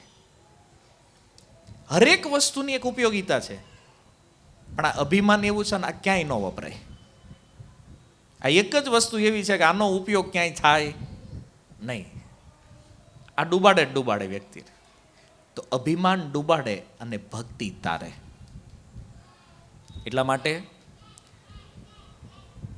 જો કેટલી સુંદર વાત, જેમ પહેલા પ્રહલાદ મહારાજ કીધું, ભક્તિ માટે કોઈ યોગ્યતા, કોઈ ક્વોલિફિકેશનની જરૂર નથી. તો પ્રભુપાદજી જે હિપ્પીઓને ભક્ત બનાવ્યા અમેરિકાની અંદર, એ હિપ્પીઓ આજે ભારતીય યુવાનો દ્વારા પૂજાય છે, લોકો ગુરુ માને છે હે.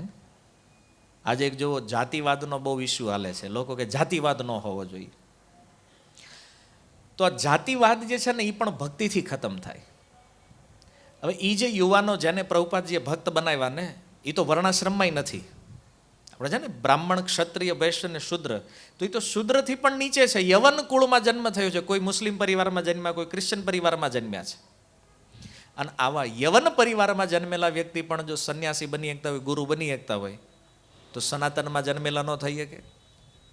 તો હકીકત આજે જાતિવાદ છે ને એ ખતમ થાય ભક્તિ દ્વારા. કેમ? કારણ કે જે ભજન કરે ને એ આ બધી જાતિઓથી બહાર નીકળી જાય. જો એક રૈદાસ નામના ભક્ત થયા, એનો જન્મ એકદમ નિમ્ન કુળમાં થયો હતો, દલિત પરિવારની અંદર. પણ એવા ભગવાનના મહાન ભક્ત હતા કે મારવાડની રાણી જે છે ને મીરા, એને એના ગુરુ બનાવ્યા છે. જુઓ, મીરાબાઈ રાજ પરિવારમાંથી છે, રાજઘરાનામાંથી, અને રૈદાસ ચમાર. એક ચમાર વ્યક્તિ એક રાણીના ગુરુ છે. આ સનાતન ધર્મમાં જ સંભવ છે. અસલી જાતિવાદ અહીંયા ખતમ થયો. ભગવાનની ભક્તિ જે કરે ને એને આખો સંસાર નમે છે. ભક્તિમાં શક્તિ છે. અને ભક્ત બન્યા પછી એની કોઈ જાતિ રહેતી. એકવાર ભગવાનને શરણાગત થયો ને પછી એની એક જ જાતિ છે, એ છે વૈષ્ણવ. આ ભગવાનનો ભક્ત છે, બીજી એની કોઈ જાતિ નથી. એનો જન્મ ક્યાં થયો છે, ક્યાંથી આવે છે, કોઈ મહત્વપૂર્ણ નથી. અને આ કાંઈ આજકાલની વાત નથી. આ ગૌડીય પરંપરામાં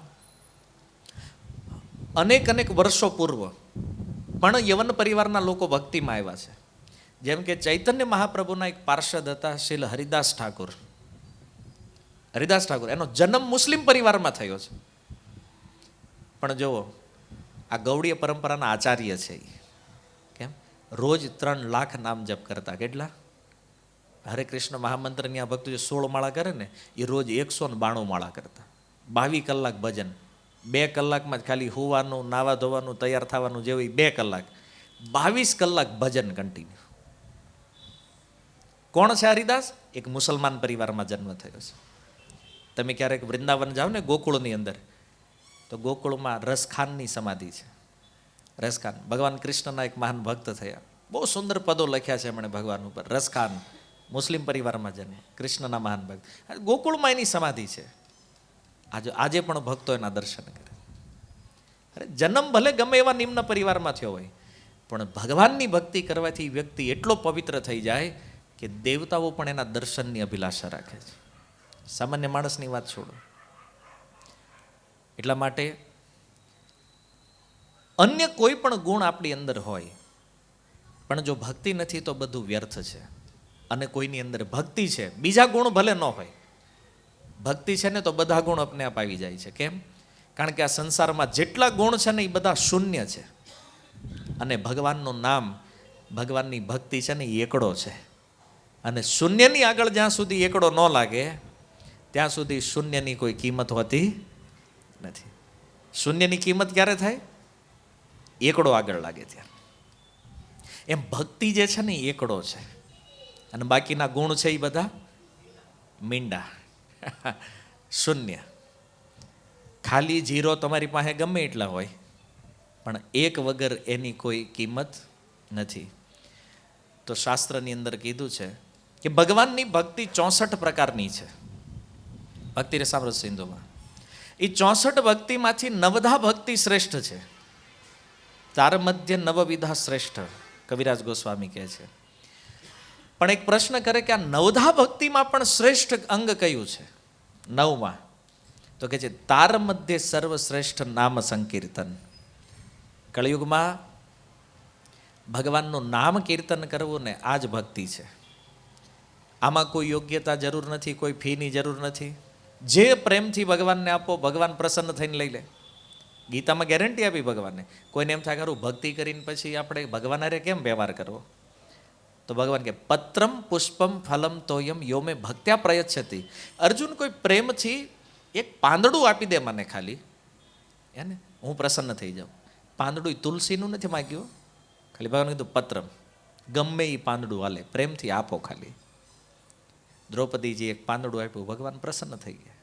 પુષ્પમ, ફૂલ, કોઈ એક ફૂલ આપે મને. ગજેન્દ્ર જોયું, ભગવાન આવ્યા, સરોવરમાં કાંઈ હતું નહીં, એક કમળ હતું, કમળ સૂંઢમાં ઉઠાવીને આપી દીધું ભગવાનને, પુષ્પ, ભગવાન પ્રસન્ન. પત્રમ ફલમ, શબરીએ પોતાના જૂઠા બોર આપી દીધા ભગવાન, ભગવાન પ્રસન્ન થઈ ગયા. તોયમ, પાણી, કાંઈ ન મળે ને તો ભગવાન કે પાણી ધોય કે નહીં ઘરે ખાલી એ આપો. ભગવાન કે હું પાણીથી પ્રસન્ન થઈ જાઉં, પણ ક્યારે? યોમે ભક્ત્યા પ્રયચ્છતિ, જો કોઈ પ્રેમપૂર્વક ભક્તિથી આપે છે તો પાણી હાલશે, કાંઈ ન હોય તો. આટલા સરળ છે ભગવાન. અનંત બ્રહ્માંડના સ્વામી છે, પણ ખાલી કોઈ પાણી આપે. રંતિદેવ, એકાદશ સ્કંદમાં કથા છે. 48 દિવસનો ઉપવાસ હતો એને. કેટલો? 48 દિવસનો નિર્જળા ઉપવાસ. અને એક દિવસ ખાલી પાણી પીવા જઈ રહ્યા છે, ખાલી જળ ભાગમાં આવ્યો. ભગવાન આવ્યા બ્રાહ્મણના રૂપમાં, કીધું ભિક્ષામ દેહી. બોલે કાંઈ નથી મહારાજ, પાણી છે તો કે આપી દો. 48 દિવસે પાણી મેળવી ભગવાન પી ગયા. આપ્યું ભગવાનને પ્રેમથી, પ્રસન્ન થઈ ગયા ભગવાન. તો કહેવાનો અર્થ એ છે કે ભક્તિમાં પ્રેમથી તમે ભગવાનને કાંઈ પણ આપો. ભગવાનને પ્રસન્ન કરવા બહુ ઇઝી છે. પ્રેમથી કાંઈક એને આપી દો, બસ ભગવાન પ્રસન્ન. એટલે એનું એક નામ છે ભાવગ્રાહી જનાર્દન. ભગવાન છે ને ભાવથી પ્રસન્ન થાય, ભાવ હોવો જોઈએ. તો આવી રીતે ભગવાન ક્યારેક ક્યારેક ભક્તની ભેટ સ્વીકારે છે. ને ઘણાને એમ થાય કે ભગવાનને શું કરવું છે લેતા છે. માની લો આપણે એક ફળ આપીએ ભગવાનને, તેને ભૂખ લાગી છે એને, એ જે લક્ષ્મી સહસ્ત્ર શત સંભ્રમ સેવ્ય માનમ, હજારો હજારો લક્ષ્મીઓ ગોલોકમાં જેની વાહે આટા મારે છે, એને તમે એક તમારા ફળથી શું લેવા દેવા છે. પણ જુઓ, ભગવાન તુચ્છમાં તુચ્છ, નાનામાં નાના જીવ દ્વારા પણ કોઈ ભેટ આપે ને ભગવાન સ્વીકાર કરે. શું કામ? બદલામાં કૃપા આપે છે ભગવાન. તમે કંઈક આપો છો ને ભગવાનને, હવે ભગવાન તો એ ખાતા નથી, ખબર છે, તો ભગવાન એ સ્વીકાર કરીને રિટર્ન પાછું તમે એને એક ફળ આપો છો ને, ભગવાન 1000 ફળ કરીને આપે છે. કારણ કે આપણે 2 હાથથી આપી, એ 1000 હાથથી આપે. તો જેવી જેની કેપેસિટી, આપણી કેપેસિટી 2 હાથની, આપણે 2 હાથથી દઈ, એની અનંત હાથ છે, તો એ અનંત ગણું આપે છે. તો ભગવાન આ જગતમાંથી કાંઈક લે છે ને, એ પણ એના ભક્ત ઉપર કૃપા કરવા માટે લે છે. તો આવો સુંદર આ ભક્તિ યોગ છે. પ્રહલાદ મહારાજ કહે છે નામ સંકીર્તન સર્વશ્રેષ્ઠ છે.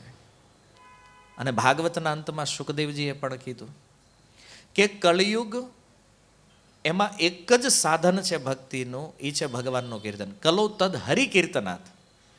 કળિયુગમાં ભગવાન એના નામથી પ્રસન્ન થાય છે.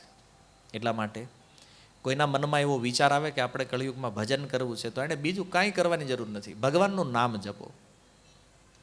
આ નામ જ ભક્તિ છે. બાકી લોકોને ભક્તિ કરવી એટલે પછી પહેલાં વિચાર, સારું ખાશું શું, ભજન કરશું તો ભૂખ્યા નહીં રહ્યો. કારણ કે તમારે કાંઈ છોડીને જંગલમાં નથી જવાનું, અને જંગલ છે નહીં. આ બધા ઝાડવા કાપી તો બિલ્ડિંગ બનાવી નાખ્યા, જવું ક્યાં? ઘરે ને ઘરે રહ્યો, જ્યાં જવો ત્યાં. એને ત્યાં આપણે પોહાવી એમ નથી, કાંઈ છોડવાનું નથી. તમારી રૂટીન લાઈફ જે છે ને એ જ જીવવાની છે. એમાં ખાલી નામને એડ કરો ભગવાનને. આપણે છોડવાનું નથી ને, આપણે કાંઈ છોડી ન એકવી. આપણે કેવલ કૃષ્ણ સાથે કનેક્ટ થવાનું છે, જોડાવાનું છે ભગવાન સાથે. અને જો ભગવાન આપણી સાથે કનેક્ટ થયા છે એના નામ દ્વારા, તો સમજો જીવનના તમામ પ્રોબ્લેમનું સોલ્યુશન આમાં છે. આ નામ જે છે ને, આ બધા પ્રોબ્લેમ સુલટાવીએ કેમ છે. તમારી જે કાંઈ સમસ્યાઓ છે આ નામથી સુલટી જાય. આ દુનિયામાં એવો કંઈ પ્રોબ્લેમ જ નથી કે જે આ નામથી ન સુલટે. કોઈ એમ કહેતા હતા ડ્રગ્સ ન છૂટે, આ લાખો લાખો છોકરાઓનું છોડાવી દીધું આ ભગવાનના નામે, છૂટી ગયું. કોઈ એમ કહેતા કે આ માણસ કોઈ દી સુધરે નહીં, સમાજે એમ કીધું ના ન સુધરે, બધા ઇસ્કોનમાં ભગત બન્યા. અને એને જ્યારે ભાળે તો એમ કે એટલે આ ભગત થયો તમારે ત્યાં, કેમ કે એના તો કાંડ બધા જાણતા હોય. અને એ જ્યારે ભક્ત બને ને એ કે આ બદલો આશ્ચર્ય, એ કે આખા માર્કેટમાં ચર્ચા થાય, આણે માળા લીધી છે. કેમ? ભગવાનનું નામ જે છે ને એ બધું જ કરવા સમર્થ છે. કારણ કે ભગવાને પોતાની બધી શક્તિ એના નામમાં રાખી છે. આ દુનિયામાં એવું કોઈ કાર્ય નથી જે આ નામથી ન થઈ શકે. એટલા માટે નવયોગેશ્વર સંવાદ શ્રીમદ ભાગવતમ કહે છે કે યજ્ઞ સંકીર્તન પ્રાય યજંતી સુમેધસ. આ કળિયુગની અંદર જે સુંદર બુદ્ધિવાળા લોકો છે, ભગવાનની પૂજા ભગવાનના નામ સંકીર્તનથી કરે છે. કોઈ યજ્ઞ તપ ઇત્યાદિ કરવાની જરૂર નથી. ખાલી ભગવાનનું નામ લ્યો, ભગવાનને પામી જાઓ. કળિયુગમાં બહુ સારી સ્કીમ આલે છે, લાભ લેવો એટલે લઈ લો, બીજા યુગમાં નહીં મળે. તુલસીદાસજી કહે છે હે ને, ચારો જુગ ચહુ નામ પ્રભાવ, કલી વિશેષ નહીં આન ઉપાવ. નામની મહિમા તો ચારેય યુગમાં છે, પણ કળિયુગમાં વિશેષ છે. અને એટલા માટે આ ભવસાગર જે પાર તરવો છે, તો આ નામ સંકીર્તન દ્વારા આપણે આસાનીથી પાર થઈ શકીએ એમ છીએ. તો આ સર્વ ભક્તોને નિવેદન છે, તમે પોતે ભગવાનનું નામ જપ કરો, તમારા બાળકોને આ શીખવો, પરિવારમાં નામ જપ કરાવો. આનાથી બધા લોકો સુખી. કળિયુગમાં સુખી થવાનો આજ એકમાત્ર માર્ગ છે. હવે નક્કી તમારે કરવાનું, સુખી થવું જ કે દુઃખી થવું જ, હસતા હસતા અહીંથી જવું જ કે રોતા રોતા જવું. બરાબર? નિર્ણય તમારી ઉપર છે. હરે કૃષ્ણ કૃષ્ણ કૃષ્ણ હરે હરે, હરે રામ રામ રામ હરે હરે. શીલ પ્રભુપાદ કી. નિતાય ગૌરવ પ્રેમાનંદે.